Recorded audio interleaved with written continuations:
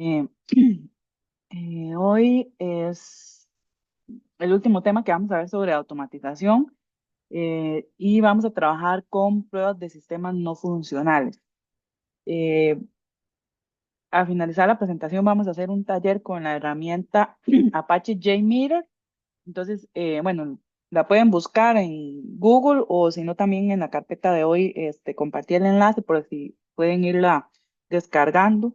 Está en un archivo .zip o .rar y es una aplicación de Java, entonces es simplemente descargar y ejecutarla, no es de instalar.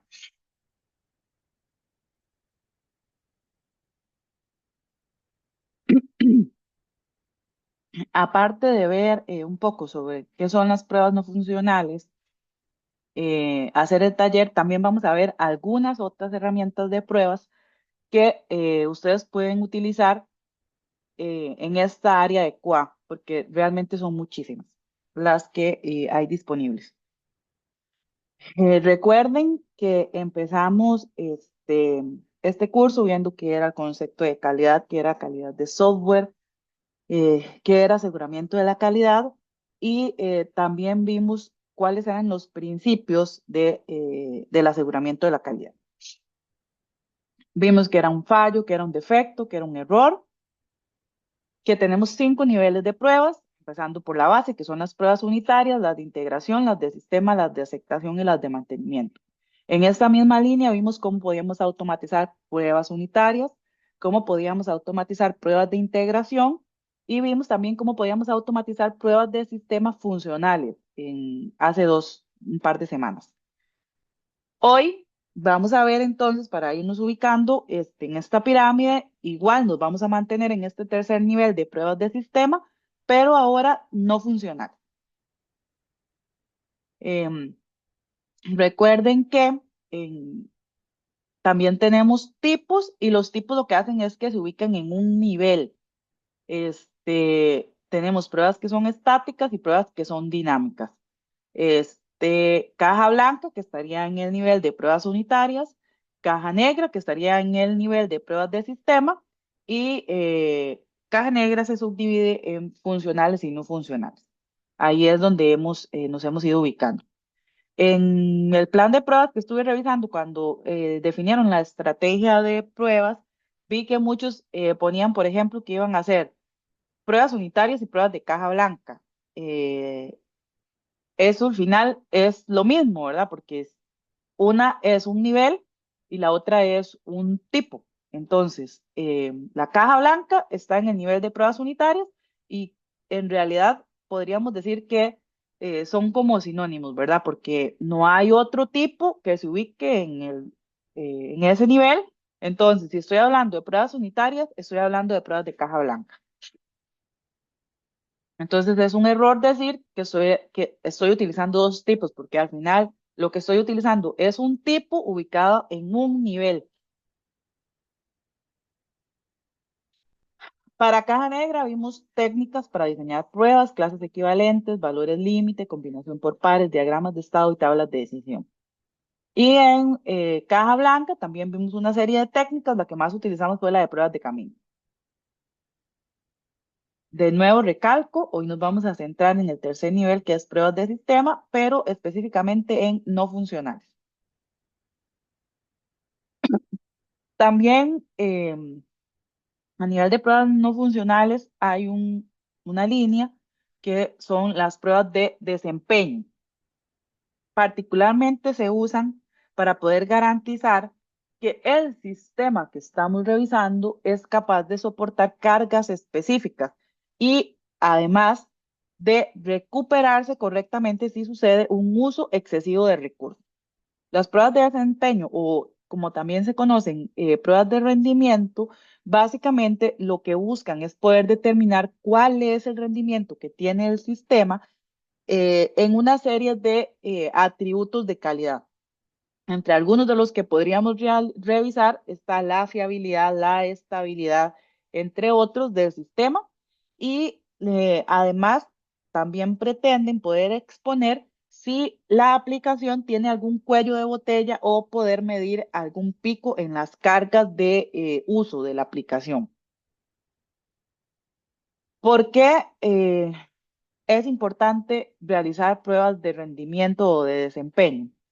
Bueno, porque estadísticamente está demostrado que 8 de cada 10 aplicaciones tienen problemas de experiencia de rendimiento de usuario después de que fueron desarrolladas. Entonces, de cada 10 aplicaciones que están disponibles para ser usadas, 8 han tenido algún o han presentado algún problema, digamos, relacionado con el rendimiento.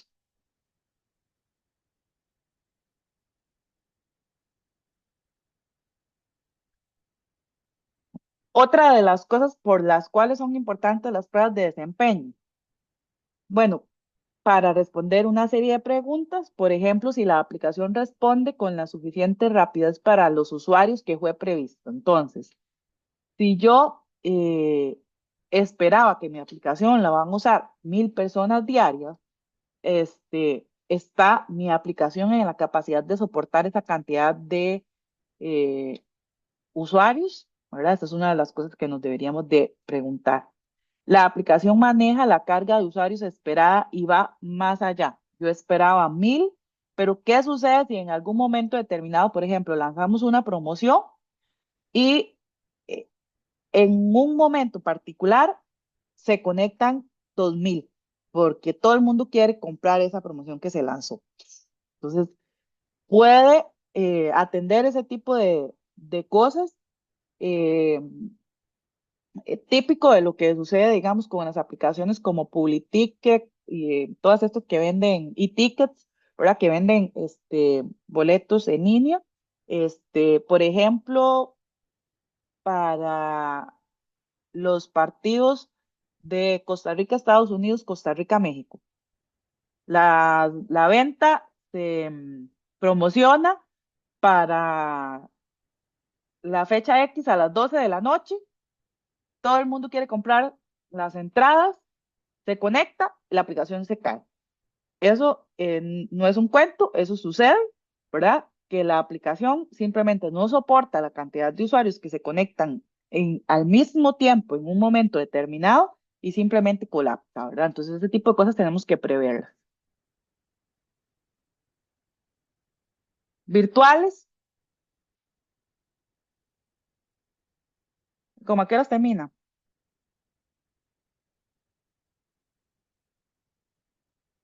Ah, pero sí es antes de las 9:30, digamos. Sí. Em,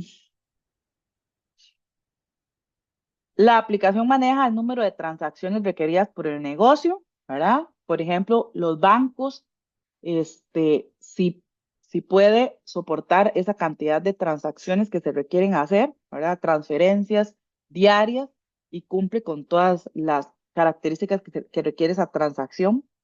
Es la aplicación estable bajo cargas de usuario esperadas e inesperadas. Cuando veo esta pregunta siempre me recuerdo de el ejemplo, no sé si recuerdan que en pandemia el Ministerio de la Presidencia, junto con otro, eran dos ministerios, lanzaron la aplicación Progreser. El día que la lanzaron, y recuerdo muy bien esa noticia porque en ese momento, cuando se lanzó, fue un momento como crítico que casi que todo el mundo estaba pendiente de las noticias, ¿verdad? Y de la conferencia de prensa, de qué era lo que estaba sucediendo en ese momento. Cuando la anunciaron, le preguntaron en ese momento era una ministra, le preguntaron que si la aplicación estaba en la capacidad de soportar una cantidad de usuarios, porque fue muchísima la afectación que había en ese momento de gente que se había quedado sin trabajo, etcétera. Ella dijo que sí, que se habían hecho las pruebas, la empresa que se había contratado había hecho las pruebas requeridas para poder soportar todo ese tráfico que se esperaba. Pero lamentablemente, la, la, las estimaciones que se hicieron se quedaron cortas, porque 2 horas después de que se lanzó la aplicación, simplemente colapsó. Y en la conferencia de prensa del día siguiente dijeron que habían tenido que agregar más servidores porque definitivamente no había dado la capacidad lo que se había previsto. Y como 2 días después ya habilitaron la aplicación, ¿verdad? Entonces, ese tipo de cosas hay que medirlas con mucho cuidado para que no sucedan. Y la otra cosa es que si estamos realmente seguros que el usuario tiene una experiencia positiva el día de entrada en funcionamiento de la aplicación. ¿Por qué?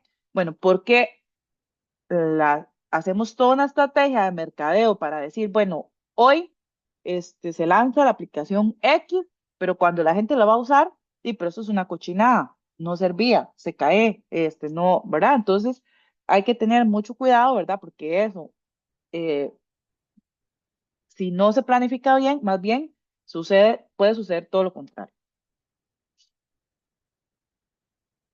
La falta de rendimiento se traduce también en pérdidas en ingresos. Entonces, en algunas noticias, este, podríamos ver, por ejemplo, que en el 2008, el sitio web de Amazon en Estados Unidos estuvo fuera de servicio por 2 horas y el impacto que eso que ocasionó fue que las acciones en la bolsa de valores de esta empresa, Amazon, cayeran casi un 5%. Eso, imagínense la cantidad de dinero que significa. Y luego, en el 2006, el sitio web de la aerolínea Jetstar de Australia tenía una promoción de vuelos para vacaciones. La gente estaba esperando que estuvieran disponibles para poder comprarlos, pero resulta que y la estrategia de mercadeo fue tan buena que muchos usuarios quisieron comprarla al mismo tiempo y el sitio web se cayó, ¿verdad? ¿Qué significa eso? Bueno, que al final no pude realizar mi venta, ¿verdad? Y además, mucha gente molesta. Eso significa que perdí una serie de ingresos. Hay una variedad de tipos de pruebas de desempeño, las pruebas de rendimiento, de tiempo de respuesta, de carga, de estrés, de estabilidad, de volumen de bases de datos y podría quedarme corta con la cantidad de tipos de pruebas que nos encontramos en esta línea. Solo para irnos haciendo una idea, porque al final de cuentas este curso no está tan enfocado en pruebas no funcionales, pero por lo menos para que ustedes conozcan qué es lo que se hace como en esta línea. Las pruebas de rendimiento lo que buscan es medir cuál es el grado en el que un sistema o componente cumple las funciones designadas dentro de las restricciones ofrecidas en relación con el tiempo de procesamiento y la tasa de rendimiento, ¿verdad? Entonces aquí básicamente es el tiempo que duro ejecutando ese proceso y, ¿verdad? ¿Cuál es el rendimiento que tengo, el tiempo de respuesta, por ejemplo? El tiempo de respuesta es específicamente lo que estoy interesada es medir este, el cumplimiento de un sistema o componente, ¿verdad? Y lo que busco es medir cuál es el tiempo que duro de extremo a extremo en un proceso crítico de negocio o transacción. Eh, este tipo de pruebas es muy usada, por ejemplo, cuando se evalúan sistemas gestores de bases de datos, ¿verdad? ¿Cuánto tarda en el sistema en darme una respuesta de una consulta o en hacer una inserción o en hacer un borrado? ¿Cuál es el tiempo que dura desde que hago la solicitud hasta que el proceso, ¿verdad?, termina? Y con esto puedo hacer, por ejemplo, comparaciones. ¿Cuál sistema gestor de base de datos es más eficiente? ¿MongoDB o MariaDB? ¿Verdad? Entonces los puedo comparar porque tengo una única medida. Si ejecuto la misma consulta en ambas bases de datos, ¿cuál dura menos? ¿Verdad? Hay todo un proceso para poder hacer este tipo de experimentos, pero la ciencia es esta, ¿verdad? Poder comparar si los tiempos de respuesta de ese proceso este, son menores o mayores en cada sistema. Las pruebas de carga lo que hacen es poner a prueba una aplicación bajo cargas normales para poder determinar cuál es el tiempo de respuesta Esto me permite determinar si cumple con el requisito que se especificó, pero además evalúa la capacidad que tiene la aplicación para funcionar correctamente, este, con esa carga, midiendo la cantidad de transacciones correctas, fallidas y poder determinar cuál es la tasa de error. Em, por ejemplo, podríamos decir que necesitamos medir el tiempo de respuesta para un sitio web que debe soportar 3.500 reservas por hora y que ese tiempo de respuesta no sea superior a 6 segundos por página. Entonces, hay que empezar, cargar la página 1, cargar la página 2, cargar la página 3, la página 4, ¿verdad? Ahí definimos cuáles páginas son y cada una de esas páginas la carga no debe ser superior a 6 segundos y recordar que en una hora tenemos que hacer 3.500 solicitudes. Para poder decir que realmente estamos cumpliendo con este requisito, probablemente tengamos que ejecutar esas 3.500 transacciones a las 10 de la mañana, a mediodía, a las 7 de la mañana, cuando tal vez el servidor está más ocioso, a las 6 de la tarde, tal vez cuando esté más ocupado, en diferentes días de la semana, lunes, martes, miércoles, jueves, viernes, sábado, domingo, y en diferentes hasta meses, ¿verdad? Porque podría ser que haya meses que tengan una más alta demanda que otras. Entonces, este tipo de pruebas, dependiendo de lo que yo establezca, puede ser que requieren un poco más de tiempo que algunas otras que son más particulares. Las pruebas de estrés, como su nombre lo dicen, lo que buscan es evaluar el sistema ante una limitación específica del recurso para poder determinar si la aplicación presenta algún tipo de error ante esta situación y cómo reacciona a eso que le está sucediendo. Em, Particularmente es importante tener claro que esta situación de estrés probablemente va a resultar en una falla catastrófica del sistema, o sea, que se caiga, por ejemplo, o incluso que la haga hacerse más lenta. Y entonces lo que buscamos en palabras cristianas es estresar a la persona. Es más o menos como cuando uno agarra al hermano y empieza a pellizcarlo y a hacerle bromas y una cosa hasta que el hermano no resiste, ¿verdad? Y explota de bravo porque lo molestamos demasiado. Eso es lo que buscamos aquí con las pruebas de estrés. Es empezar a hacerle cosas a la aplicación para ver cómo es que va a reaccionar. ¿Qué pasa, por ejemplo, si la red era de 3 gigas y ahora pasó a 1 giga? ¿Cómo responde? ¿Es más lenta? ¿Sigue teniendo el mismo resultado? ¿Qué pasa si el servidor tenía 2 DIMM de 8 gigas, pero de memoria RAM, digamos, y una falla? Entonces, ahora en lugar de tener 16, solamente tiene 8. Sigue funcionando igual, se vuelve más lenta. ¿Qué pasa si hay un fallo en el disco duro?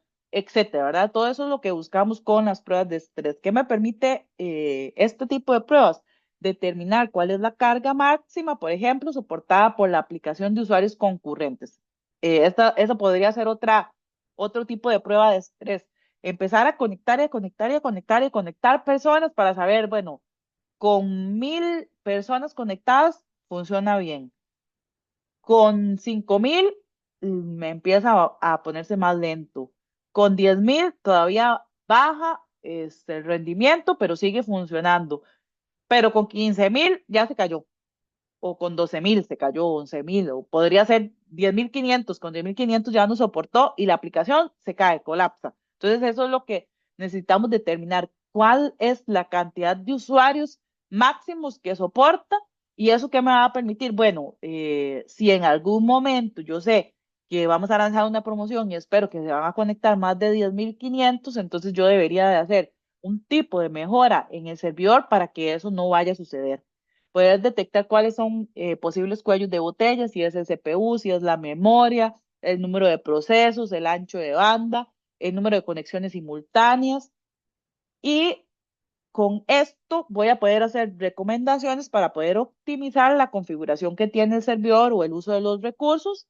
También me permite ahorrar costos, ¿verdad? Porque voy a contratar únicamente los recursos que yo necesito, evitando tener un sobredimensionamiento de los recursos que tiene el servidor.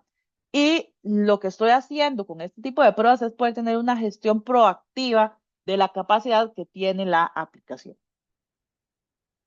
Las pruebas de estabilidad eh, lo que hacen es probar un sistema en diferentes niveles de carga para periodos prolongados de tiempo. Generalmente este tipo de pruebas pueden llevarse hasta un año o 2 años o no sé, ¿verdad? Son a muy, depende de lo que quiera medir, pero son a muy largo plazo.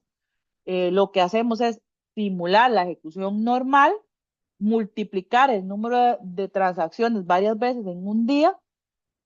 Este, podría ser que queramos medir varias semanas o podría ser que queramos medir, por ejemplo, un periodo, las vacaciones de medio año o las vacaciones de fin de año. Entonces, ¿verdad? Si quisiéramos tener una medición más objetiva, deberíamos de medir, no sé, las vacaciones de 2024 y las vacaciones de 2025, ¿verdad? Entonces, eso hace que mi proceso, vean que requiero muchísimo tiempo para poder ejecutarlo. Entonces, ¿qué cosas podría probar aquí? Bueno, si eh, el sistema debe funcionar sin incidentes durante 24 horas. Entonces, vean que para poder decir eso, será suficiente con medir todo un día y ese día no hubo ningún fallo.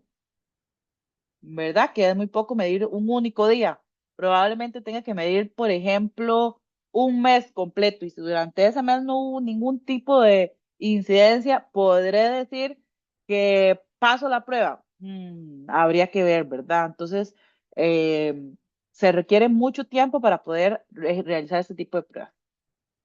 Y las pruebas de volumen de bases de datos, como su nombre bien indica, son específicas para las aplicaciones que tienen acceso a bases de datos. Lo que buscamos es saber cómo una aplicación funciona, no solo cuando está nueva, sino, por ejemplo, cuando ya está llena o cuando supera su capacidad máxima, porque recordemos que las bases de datos gestionan una serie de procesos que pueden hacer que el rendimiento de la base de datos se vea afectado. Entonces, por ejemplo, el tema de los índices. Un índice no funciona igual cuando la base de datos está vacía o cuando la base de datos está llena. Entonces hay que hacer una serie de procesos de optimización de la base de datos, ¿verdad? Para que el rendimiento sea mejor. O el tema de cuando utilizamos identificadores automáticos, ¿verdad? Que también eso genera cierto problema, ¿verdad? Porque cuando, por ejemplo, si borro algo, ya no se reutiliza, hace que los números sean muy grandes, etcétera, ¿verdad? Todos esos tipos de procesos a nivel de base de datos hacen que haya pues diferencias en el rendimiento cuando la base de datos está vacía, cuando la base de datos está llena. Vamos a trabajar en grupos, voy a crear unas salas, puede ser de 3 o 4 personas, voy a hacer que los grupos sean aleatorios. Cada grupo va a buscar un sitio web de comercio electrónico, puede ser de Costa Rica o puede ser de otro país. ¿Qué, eh, ¿Qué vamos a hacer? Bueno, vamos a identificar posibles escenarios de usuarios, la búsqueda de productos, agregar productos al carrito, realizar una compra o poder ver el historial de pedidos, los detalles de la cuenta. Y la idea es que definan eh, creería que con dos son suficientes, 2 casos de prueba de sistema no funcionales. Entonces, le vamos a dar un título, una descripción, vamos a definir una carga de trabajo, si quiero que se conecten 100 usuarios, 50, 20, no sé, y vamos a identificar qué posibles métricas nos gustaría recopilar para poder ver si realmente la aplicación soporta esa carga de trabajo que nosotros definimos. Podría ser el tiempo de respuesta, la latencia, la utilización de los recursos, la tasa de error, el rendimiento y cuál es el resultado esperado que me gustaría tener de este caso de prueba. Y luego vamos a identificar si la aplicación tiene algún tipo de cuidado con posibles vulnerabilidades de seguridad. Por ejemplo, este, si uno no tiene cuidado en los campos de texto de que no se puedan introducir caracteres especiales, yo podría introducir código SQL y hasta se podría ejecutar directamente en la base de datos. Entonces yo podría ingresar como este tipo de código y entonces eso hace que la tabla de usuarios se borre. ¿Qué pasa si intento acceder a áreas protegidas de la aplicación sin credenciales válidas? O sea, si quiero entrar a algún URL sin estar logueado directamente, me muestra un error 404 o me deja acceder a todo el contenido de esa carpeta. Eh, si cierro la sesión, me permite hacer alguna acción si, por ejemplo, le doy el retroceso o sea, para saber si el, el cierre de la sesión se hizo de forma correcta. Y este tipo de cosas, ¿verdad? Son cosas que podríamos probar a nivel de tipos de pruebas de seguridad. Después de ese trabajo, que pienso que podríamos dar unos 25 minutos, venimos y nos cuenta cada grupo cuál aplicación fue la que probó y qué resultados se encontró. Entonces, voy a crear las salas. No sé si tienen alguna pregunta con la actividad.